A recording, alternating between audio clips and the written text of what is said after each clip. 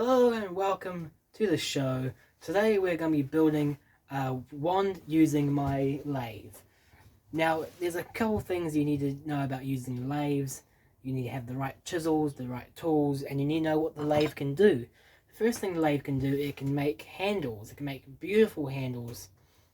And it can even make something as intricate as a chalice. So let's start building, shall we? Let's put our apron on and get to work. Alright, so this is the wood we're going to be using. It's just an old piece of decking timber. Now I want to chop it so it's nice and square. So what I'm going to be doing is I'm going to be using a little tool like this. It's like a Sharpie but better. Bit of light. I'm using this. It's an edge finder. So you measure out how much you want. Put it on like that. Put your pen across. And you just simply look at that. Beautiful straight line. Ready now for the cut on my table saw. So it's on the lathe, ready to go. We're going to take our little roughing gouge and we're going to turn this square into round. Let's see how it goes.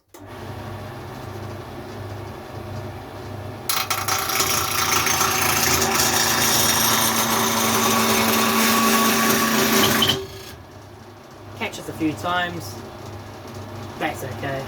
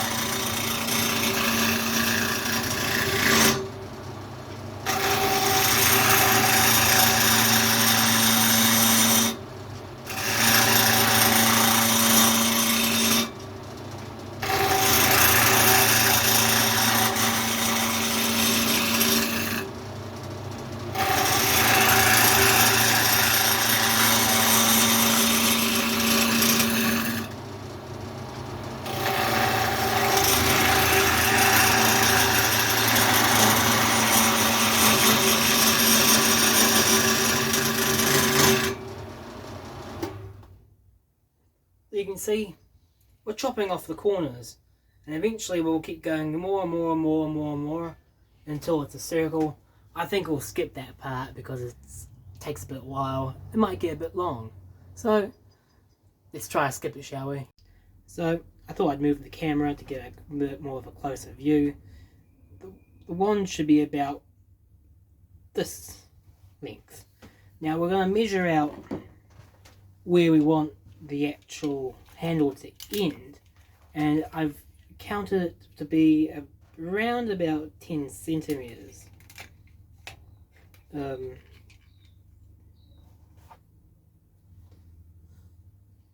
between here and here.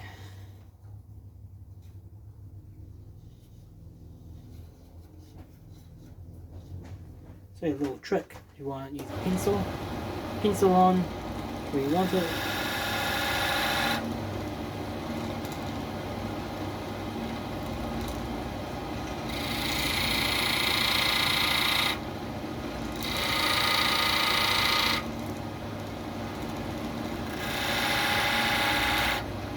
Just like that. Okay, so unfortunately we had a bit of an issue. The wood I chose was pretty old and was a lot harder than I thought it would be. And there was actually a knot inside the wood, and of course it snapped on the weak spot. So I had to scrap that little idea, and I've swapped it to a bit of a softer pine. And you can just immediately tell the difference. I'll show you. Oops.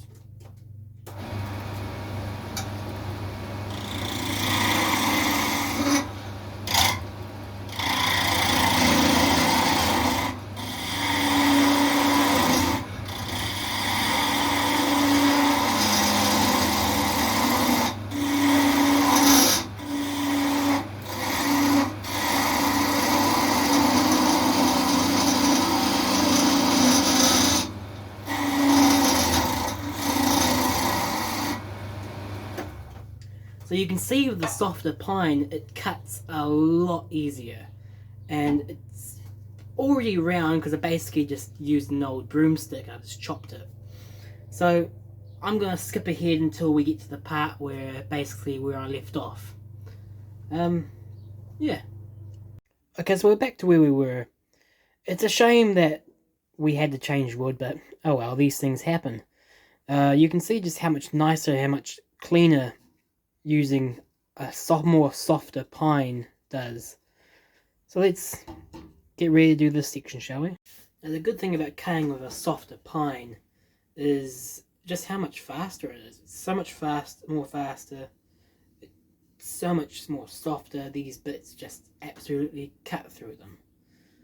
So let's see.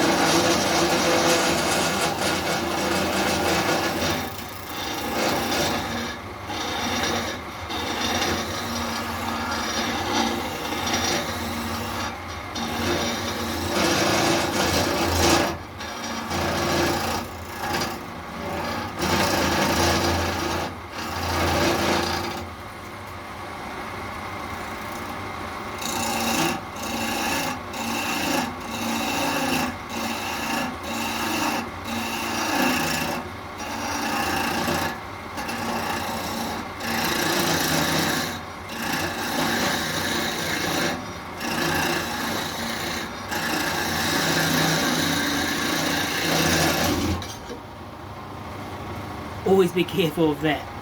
The tool can get stuck and it jams. And you can always take your fingers off that way. So let's be a bit more careful.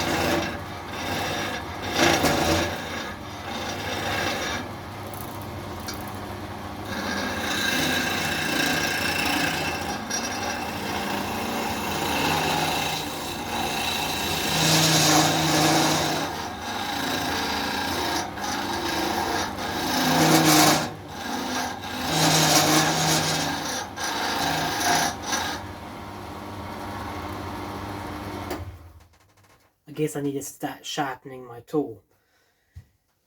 every time it goes through, it's about a few thousand miles, how fast it's spinning. So these tools go pretty blunt relatively quickly. I'll sharpen this one, and I'll see if I can finish the shape. So we've got the rough shape here finally. It's looking fantastic. So what we're going to do now is we're going to sand it and get it ready for painting. It's a little bit rough. So I've got 3 different types of sandpaper. I've got one that's set to 150, one that's set to 200, and one that's set to 500. So let's see if we can make this nice and tidy, shall we? You just have it turned on, get your bit of sandpaper.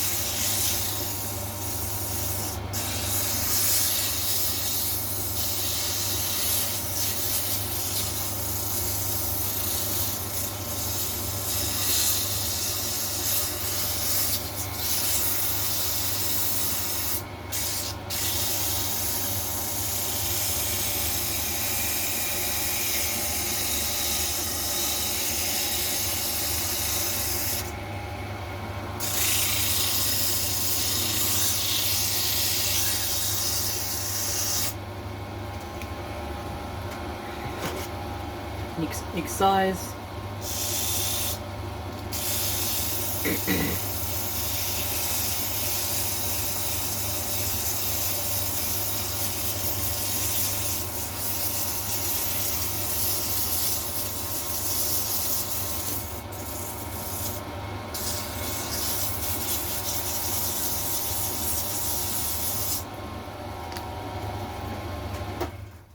Now where did I put the last bit of sandpaper?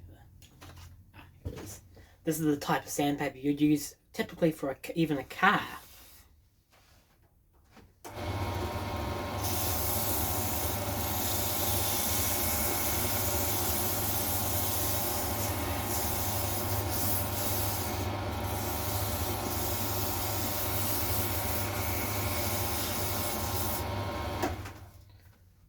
So let's take now our very thin skew chisel, if I can find it, and we're going to just prepare the ends just to be cut off.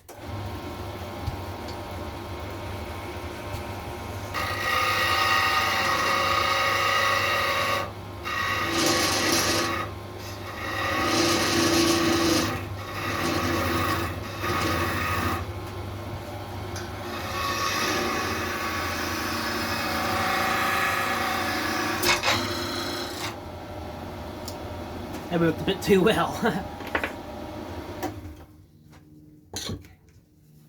So, that side looks pretty good. Looks pretty good, feels pretty good. Let's just chop this end off, give it a quick sand, and then we'll move on to the painting process.